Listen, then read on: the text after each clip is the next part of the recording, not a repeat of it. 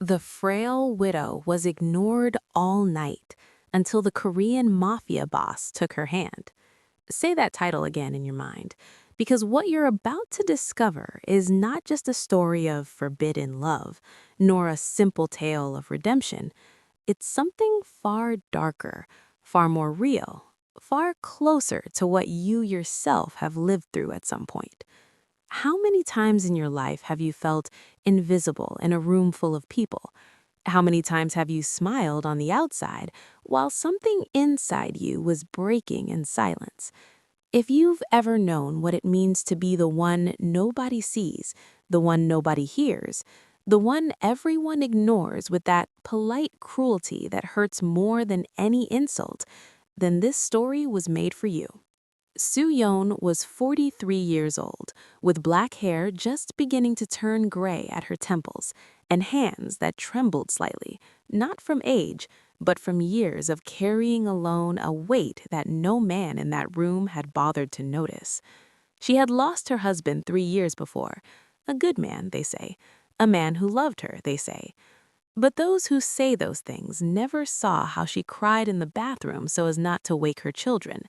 That night, at a gala reception in Seoul, where luxury dripped from every corner, Soo-yeon stood by the window, holding a glass of wine she hadn't touched, staring at the lit city as if searching in its lights for an answer that no one else could give her. The businessmen talked among themselves, the wives laughed with that perfectly rehearsed laugh. The waiters moved around her without looking at her, and she, invisible, completely invisible, until she felt a presence, heavy, calm, dangerous, and a deep voice carrying that Southern Korean accent that holds centuries of untold stories, said quietly, "You've been standing alone for 2 hours. That takes courage, or too much pain. Stay until the end, because what happened next will change the way you see silence, loneliness, and the people the world chooses to ignore." To understand why that night was different, you need to understand who Soo-yeon really was and why the world had decided, without asking her, that she no longer mattered.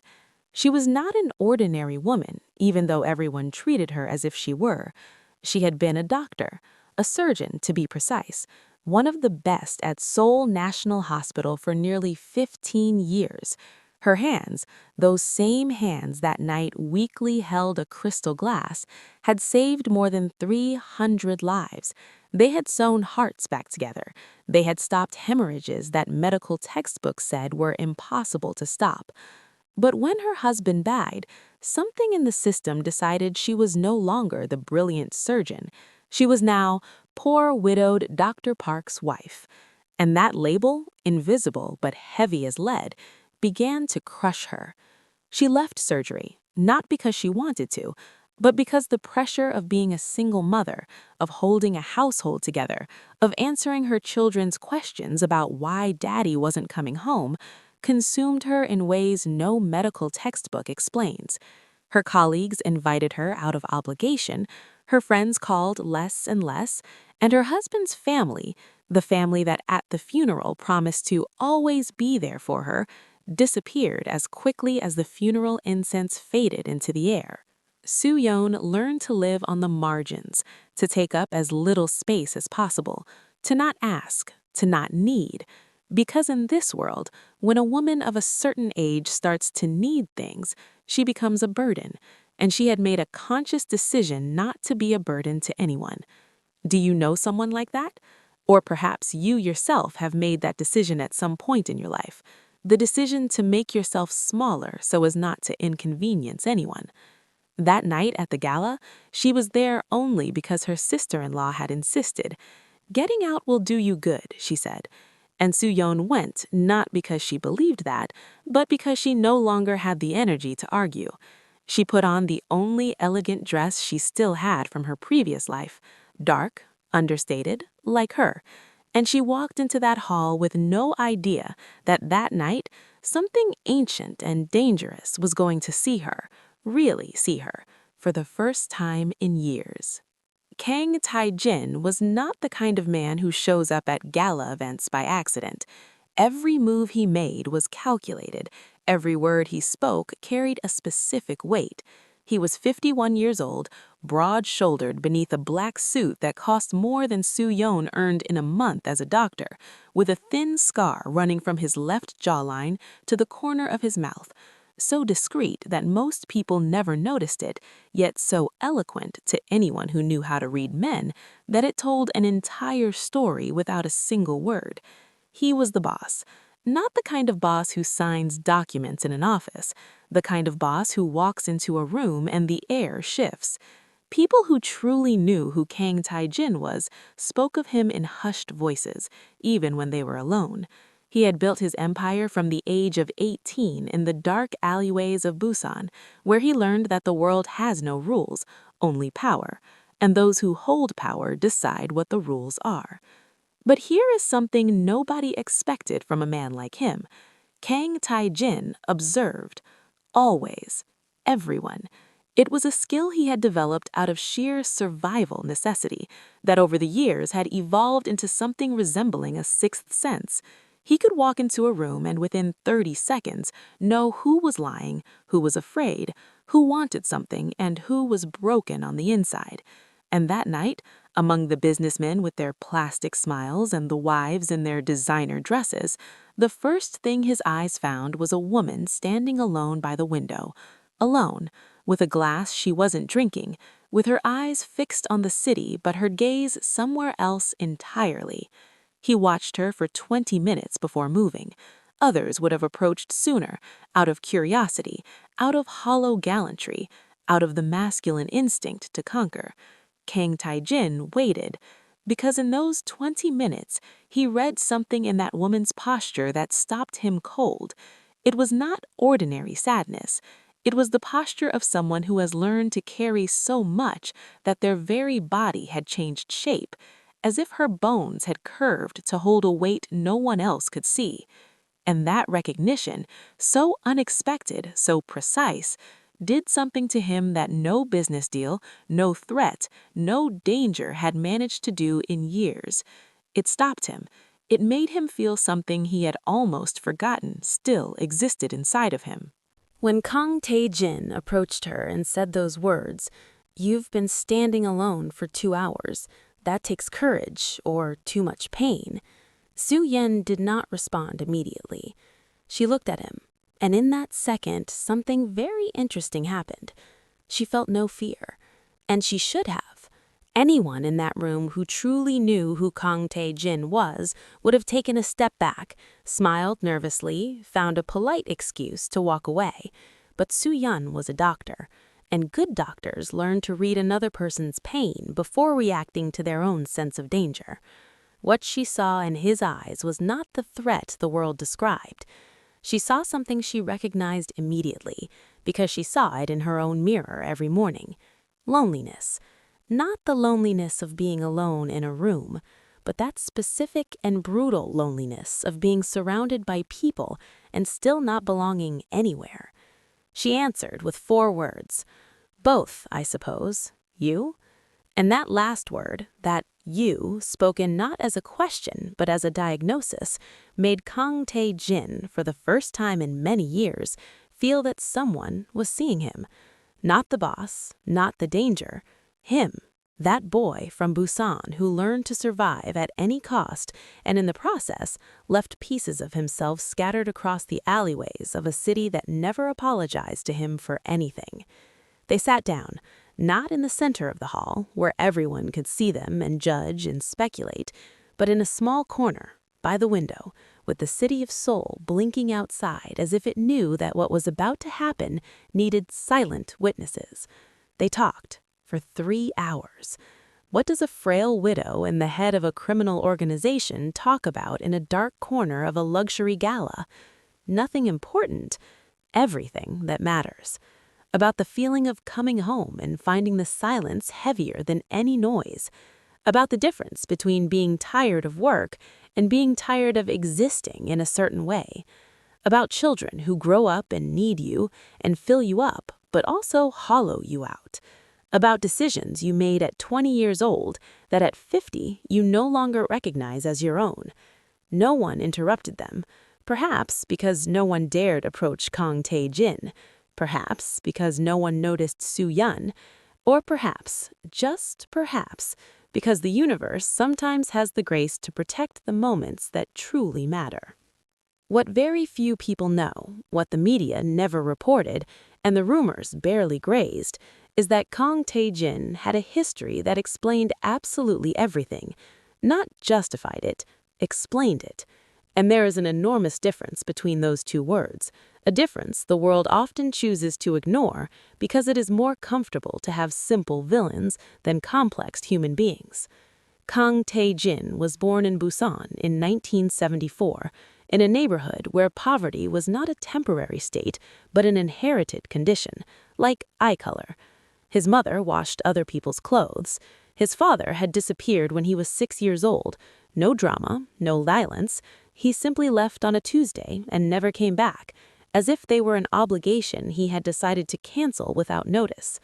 By 12, Tae-jin was already working. By 15, he already understood that the legal system was a luxury not designed for people like him. By 18, he made a decision. The same decision thousands of young people all over the world make when the right path is locked shut and the dark path stands wide open, lit with the promise that finally, you will be someone that no one can ignore. He built his organization with the same discipline others use to build legal companies, with vision, with sacrifice, with a brutal capacity for seeing opportunities where others see only obstacles. And what he built was enormous, but the price was equally enormous. He never had a real relationship, not because he didn't want one, but because no person can love freely someone who lives in the shadows. There had been women who admired him, who feared him, who used him, and whom he used in return. But love, that specific love where someone sees you whole and still stays, that love had never arrived. And at 51, he had begun to accept that perhaps that was not a destiny available to men like him. Until that night, until that woman by the window who looked him in the eyes and instead of seeing the Mafia boss, saw a tired human being and asked him the only question no one had asked him in decades. You too?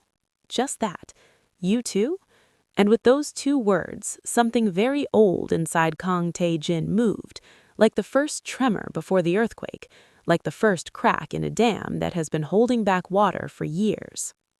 3 weeks after that night, Soo-yeon received an envelope, no return address.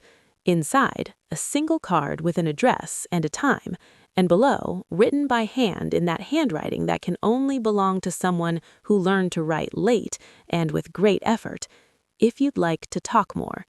Nothing else, no signature, none was needed. Soo-yeon held that card for an hour, sitting at the small kitchen table of her apartment with only the sound of the refrigerator for company. She thought through every reason why she should not go, and she listed them with the precision of someone trained to think clinically. It was dangerous, it was reckless, it was exactly the kind of decision that a woman her age, with 2 teenage children and a professional reputation to rebuild, simply does not make. And then she thought about something else. She thought about the last 3 years, about the silence of every night, about the dinner she ate alone in front of a screen because she couldn't bear the quiet without noise, but didn't have the strength for a real conversation either. About her children asking, "Are you okay, Mom?" And she said yes with that smile that doctors learn to put on like you put on a surgical mask, automatically, efficiently, without anything inside leaking through to the outside. She thought about being 43 years old, not old, about having saved 300 lives and not being able to save her own silence. And then she took the card, slipped it in her bag, and continued with her day. That afternoon, she looked up the address, a private restaurant in Gangnam, understated facade, no name visible from the street, the kind of place you don't end up in by accident. She went. She dressed simply. She arrived 10 minutes early because she was a doctor, and doctors don't run late. He was already there, alone, no bodyguards in sight, though she instinctively knew they were nearby, with a steaming teapot on the table and 2 cups already poured. He looked at her when she walked in, and he didn't smile the way men smile when they feel they've won something. He looked at her like someone looks at a person they've been waiting for with something close to hope and a great deal of fear of being disappointed. And Soo-yeon understood in that instant that this man was dangerous in ways the alleyways of Busan had never taught him. He was real, and the real, at this point in her life, was the most terrifying thing she could possibly face. This is where the story becomes something that no newspaper headline, no gala gossip, no elevator conversation could ever capture correctly. Because what happened between Kang Tae-jin and Soo-yeon over the following 4 months was not a romance in the way popular culture understands romance. There were no dramatic declarations, no extravagant gestures paid for with dark money. There was, instead, something far more difficult and far more valuable. 2 broken adults, broken in different ways, slowly learning how to exist in the same room without pretending. He began to tell her things, not secrets of his organization. Kang Tae-jin was too intelligent and too old to confuse emotional intimacy with operational recklessness. He told her other things. He told her about his mother, who died while he couldn't reach her in time because he was in another city managing a crisis he could not name out loud. He told her about the only real friend he had ever had, a man named Dong-hyun, who died at 32 in a way that Tae-jin did not describe in detail, but that Soo-yeon, with her years of emergency medicine, understood completely. He told her about the exact moment he decided he would stop feeling, because feeling was a luxury his life could not afford, and about how that decision had saved and destroyed him in equal measure. And Soo-yeon listened, with that quality of attention that the best doctors develop, which has very little to do with medicine and everything to do with humanity. She did not judge him. She did not absolve him. She listened to him. And then she spoke too. She told him about the night her husband died, not the official version she had repeated 100 times, but the real one. The 3 in the morning version, when the on-call doctor explained there was nothing more to be done, and she, a doctor herself who knew precisely what those words meant, froze as if no one had ever explained mortality to her. She told him about her children and about the specific terror of loving them so deeply that sometimes the love itself felt like a debt you could never fully repay. She told him about the day she tried to return to surgery and her hand trembled above a patient, and she had to leave the operating room and sit on the floor of the hallway and cry without a sound for 12 minutes before she could stand up again. Kang Tae-jin listened to all of this without looking away, and at the end, he said something Soo-yeon did not expect. He said, "Thank you for not making it bearable when it wasn't. When was the last time someone thanked you for being honest about your pain?" The world found out inevitably. These things always leak. A tabloid photographer captured them leaving that discreet restaurant in Gangnam together. The image was not compromising, 2 people walking with half a meter between them, but the proximity of their bodies carried that unmistakable language of people who share something that needs no translation. The next day, the headline read, "The most feared mafia boss in Korea and an anonymous widow?" And then the world, that same world that had completely ignored Soo-yeon for 3 years, suddenly discovered that she existed. Her sister-in-law called. Her former colleagues called. People who hadn't dialed her number in months suddenly had a great deal to say. Her late husband's family, which had evaporated with the funeral incense, reappeared with urgent concerns about the family's image and the children and what people would say. And Soo-yeon listened to all of them, with that clinical calm she had built over years of emergency rooms. And then she did something nobody expected from the frail woman everyone had ignored all night. She spoke, publicly. She gave an interview to a journalist she felt was honest, not the tabloid, but a cultural magazine that treats women as full adults. And she said, with that surgical precision that still lived in her even though she no longer operated, "I am 43 years old. I am a doctor. I am a mother. I am a widow. And I am a complete person who deserves to decide who she speaks to and why. No one who ignored me for 3 years has any moral authority to weigh in on my choices now. The interview went viral, not because of scandal, but because millions of women of different ages, from different countries, recognized in those words something they had felt but never known how to put into language. The frail widow nobody saw was suddenly visible to the entire world. Ironically, not because a powerful man had chosen her, but because she, finally, had chosen herself. And Kang Tae-jin, when he read the interview, did something his associates had never seen him do. He laughed. Not the calculated laugh he used in business, a real laugh, brief, belonging to someone who recognizes something genuine when they see it. And then he sent a message with only 4 words. That was all you. There is something in this story that goes far beyond forbidden romance or the fascination the world has with power and danger. There is a truth here that hurts in a specific way because it is the kind of truth you recognize immediately, not because someone explained it to you, but because you already knew it from the inside. The world has a systematic, almost unconscious way of making certain people invisible. Women past a certain age, those carrying grief they were supposed to have gotten over by now, those who choose not to scream their pain because they learned in various painful ways that screaming changes nothing. And those people learn to take up less space, to speak more softly, to smile at the right moments, to be present so quietly that eventually the world stops adjusting its gaze to find them. Soo-yeon was that person, and what Kang Tae-jin did that night, that act of walking toward the window and saying out loud what everyone else had chosen not to see, was not a romantic gesture in the conventional sense. It was an act of human recognition, the kind that happens rarely, and when it does, changes something permanently in the person who receives it. Because being seen, truly seen, by someone who has no obligation to see you is one of the most powerful experiences a human being can have. And here is the question this story is really asking, the one that lies beneath all the drama and tension and dark music.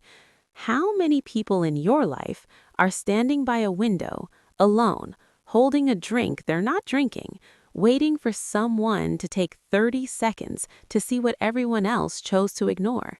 And how many times has that person been you? Because this story is not about a widow and a mafia boss in Seoul. It is about the devastating difference between being in a room and being seen in that room. It is about what happens to the human body when finally, after years of being invisible, someone says out loud what you believed no one else could perceive. It is about the value, almost scandalous in its simplicity, of being treated as someone who matters. A value that should be basic, that should require no explanation, and that this world distributes with a stinginess that defies understanding. The last time Kang Tae-jin and Soo-yeon appeared together in public was 6 months after that night at the gala. There are no photographs of that moment. There were no journalists present. Only the people who were there know what happened, and none of them spoke. What is known is that Soo-yeon returned to medicine, not to surgery. Perhaps she will never return to surgery, and that too is all right. She opened a general practice in a middle-class neighborhood in Seoul, the kind of neighborhood where patients don't have premium insurance and where the doctors who land there do so because they chose people over prestige. Her patients speak of her with that blend of respect and warmth that only someone generates who treats you as a complete adult rather than a problem to be solved. Her children say she laughs for real again. Not that effortful laugh she used to put on so they wouldn't worry, but the unexpected laugh that comes when something genuinely surprises you in a good way. And Kang Tae-jin, according to those who know him, is still who he always was in terms of power and world, but something in him changed in ways that are not measured in business deals or influence.